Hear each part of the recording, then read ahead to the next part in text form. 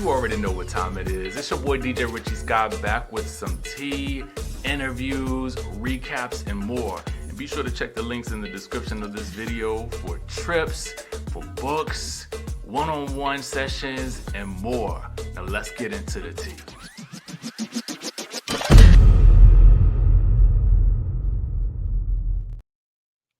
Skye Squad, we are back in the building. We got to talk about Love and Hip Hop Atlanta, baby. Love and Hip Hop Atlanta is back. We also got some tea on Married to Medicine. So we're going to just dive straight into this today, okay? Let's go ahead and dive straight in. But before we do that, make sure you guys hit that subscribe button, hit that notification bell button, like this video if you like reality TV-related content, and make sure you guys text RICHLIFE, all caps, to 202-918-3386 if you're looking for a way to make some additional income and get some discounts in the travel space. I'm talking up to 80% off. So we're going to be having a Zoom meeting tonight at 6 p.m. and I want you to be there and be ready, okay, to jump. All right.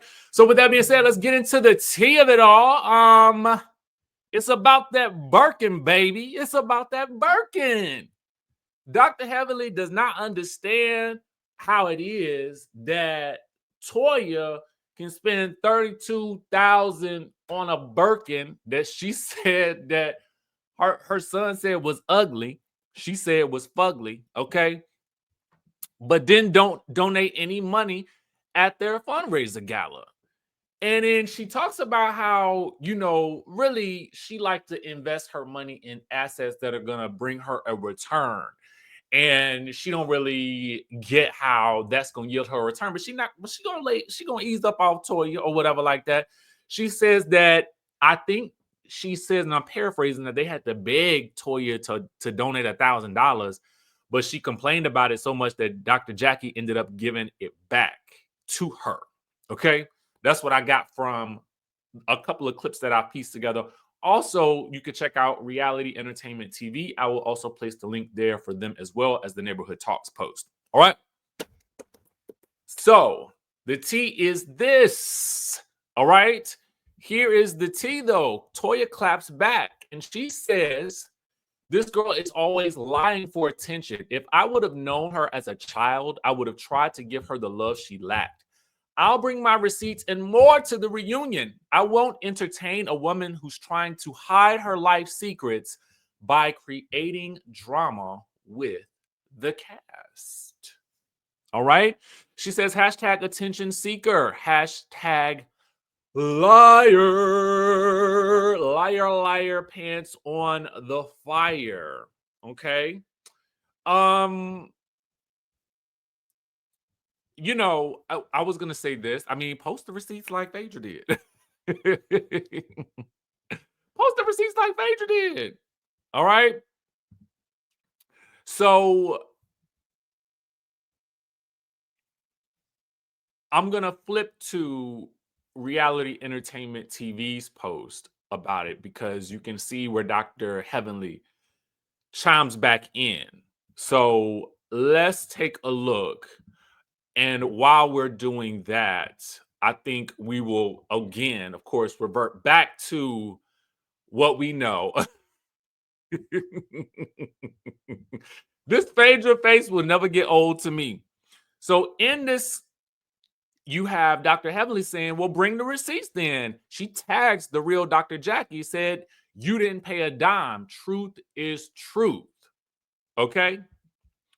So then, when we go back, forth and forth, okay? When we go back to the Neighborhood Talk, we get more from Phaedra, and Marlo even weighs in, okay? Toya says, right, now it's Dr. Jackie. Don't backpedal now. I'll see you in February, locked and loaded. So that means that we're going to be getting some reunion action come February. I'm not sure what the date is. She didn't give us that date, but she also gives the middle finger emoji. Okay. Right underneath that, you see Marlo Hampton chime in and say, you will always see a return on an Hermes purchase at Toya Bush Harris. If you know, you know. Now, what is that? What does Marlo mean by this? She's talking about there are some luxury goods that you purchase, and they can be considered an investment. You know, a lot of people talk about like Rolexes and things like that, and different types of watches being investment pieces.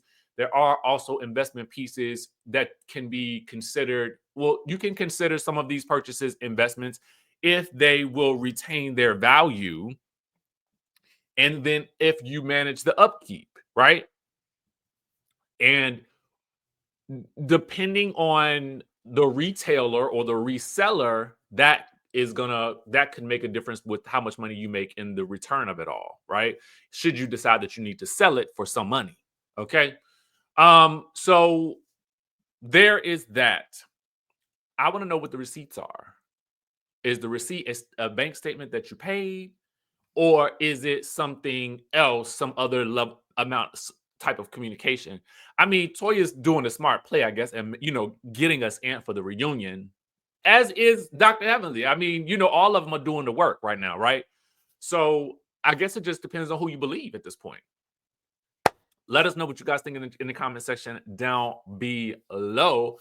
I also see my boy Kempire. I think his show is this Friday in DC. If you are in DC, tap in to.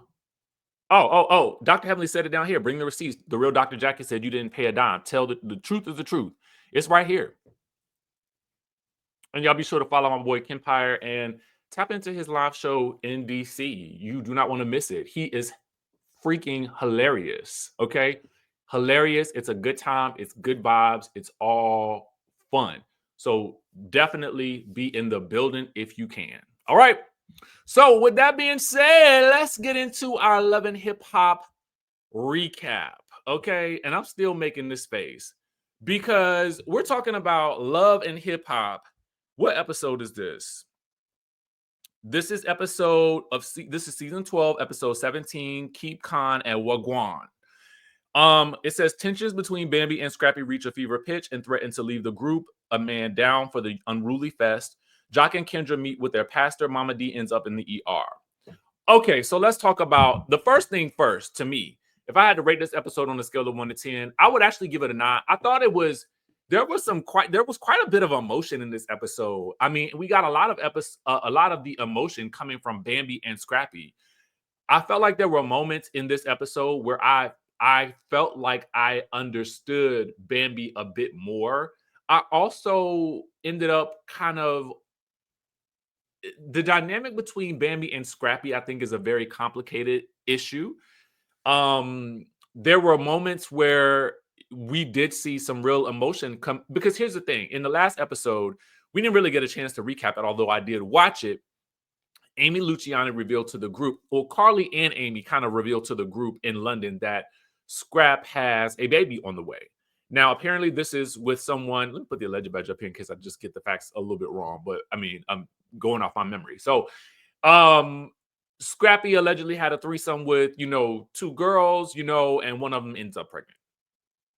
So that Mama D says that sends her into panic, and so her blood pressure goes up and she ends up in the hospital while they are in London. So as that comes out, and then Mama D is dealing with the fallout in the hospital, Scrap, in the heat of the night, is having a mental breakdown. Well, not really mental breakdown, but he's just having a meltdown, right? So he's, I guess, contacting Bambi to be his support system, which is interesting after all of the things that they've said about each other, that behind the scenes that they are still each other's support system, which is kind of, I mean, it's not uncommon, but it's just interesting because I wouldn't have gathered that from what we've seen in interviews and social media posts and that sort of thing. So I guess she was really not feeling it because she's like, I'm assuming, in her own element of shock as well, and then also trying to protect her peace and establish some boundaries with him. So I guess she didn't react the way that he thought that she should, so he stopped talking to her altogether. So when Carly talks to her the day of the Unruly Fest as they're preparing, she breaks down. She's in tears. She's like, I can't believe he continues to treat me like this, even when I try to hold him down. Like, I'm trying to be there for him, And, you know, I think Carly hits the nail on the head when she says that Bambi isn't upset about the baby. She's upset about the way that he is treating her. And I think whether Scrappy knows it or not, I think that he is at this point in time, like, I think that Bambi feels like Scrappy was trying to take the heat off of himself by conflating his mom's health concerns and using that as a way to, I guess, get sympathy from her when there really wasn't sympathy required, right? Now, if it is that he was just worried about his mom, which is a natural thing, I think that it should have just been that, right? Because for me, I I don't know. I might have been on the first plane smoking in that morning. You know what I'm saying? But I don't know. It sounds like, you know, she if she was live streaming from from the hospital room, she was obviously okay in some way, shape, or form. I don't really know. All I know is that they are both in their emotions today, and he don't know whether or not he gonna perform at the Unruly Fest or not. Okay. It's not to the end of the episode that, you know, Mama D has conversations with Erica Dixon and Shekinah about this, but then she has a conversation with Scrappy about it, and he kind of tells her at that point he's less emotional about it after he's performed at Unruly Fest, because he was acting like he wasn't really going to do it. But I'm like, aren't you being paid for this? So you need to go and get that bag, especially if you got another baby on the way. So he tells Mama D, Scrap says he's in therapy. And he tells Mama D that she's going to have to start letting him live his life and stop worrying so much about him. And I wonder if she's at this stage now because, you know, I think, does she maybe is now the amount of concern for him because she maybe wasn't as present for him in his earlier years, and now she is overcorrecting, or is she just genuinely like, what are you doing, right? Because this would be, I don't know how many kids, but in the situation in and of itself is like, you don't even know this girl, right? So I understand her concern, but at the end of the day, at this point, he is grown. He's grown. I think the other thing that we need to really talk about is there is a simmering tension between the Frosts and the Harrises, Kirk and Rashida, and Mendeecees and Yandy. Mendeecees and Yandy are upset because they have been roped into some drama that really initially started with Kirk. Now, what Kirk and Mendeecees both do in this episode is they both turn on each other in their confessionals, or not even in their confessionals. Kirk turns on, he don't really turn on Mendeecees, but he doesn't give, when asked, does he know of anything, any inappropriate situations that Mendeecees has been in, he pleads the fifth. I'm like, bro, if you really supported him, then you would have been like, absolutely not. Pleading the fifth is basically saying, I ain't trying to gossip. You ain't heard that from me, but I don't know. I ain't gonna say nothing. And that was given like, I thought y'all like homies.